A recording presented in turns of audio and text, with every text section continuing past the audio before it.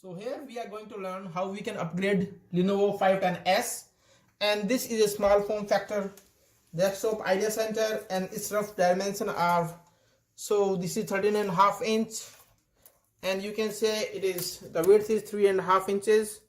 So we are just starting. First I'll let you know how we can open it. So there are just two screws here, we can remove them. Okay, yes. Okay, then we'll pull it here.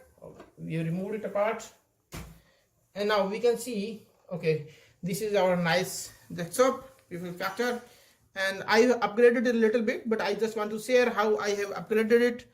And you can say this is the power supply of the desktop, and it is only 180 voltage. So this is one other problem, that because we are not having enough power supply to upgrade it. And so what we are going to do, we will remove this from the optical disk drive. Just press it and it will come out.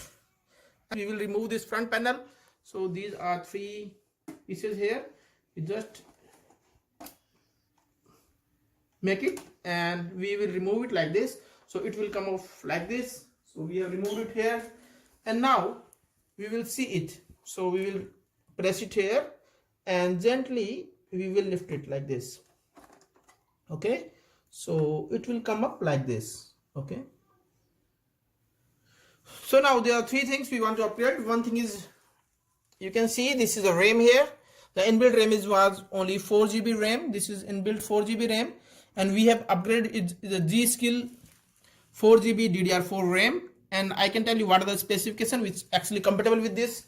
The specification of the G-Skill RAM here are, so this is the DDR4 24 megahertz, and cache latency is 17 and 1.2 voltage. It is exactly compatible with this. So this is the hard disk. What we have do, we have not replaced the hard disk, but we have added another SSD. And as you can say that there are three SATA data ports, but there are only two power supply for SSD. So one power supply is going to SSD, and other power hard disk, and other power supply is going to optical disk drive. There is no spare power supply here. So solution is very simple, and you don't need to purchase any other power supply, anything else.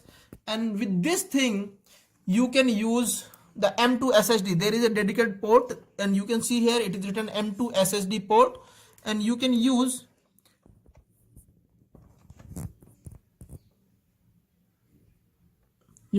this. And the specification of this is M2 SSD 256 GB PCI Express into 2, and this perfectly fits here. And 22, it is 22 mm wide and 80 mm length, and this is 256 GB M2 SSD. And we have put here one because this PC comes with the 630 integrated Intel graphic card, and we have replaced here.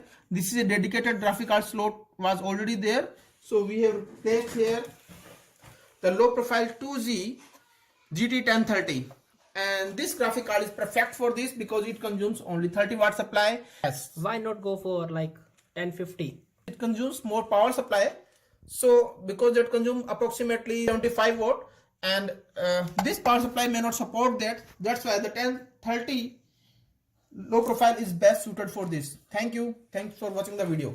And guys, we are putting up the links over here, so please go over the links and buy the accessories on the links which are provided. Thank you for watching.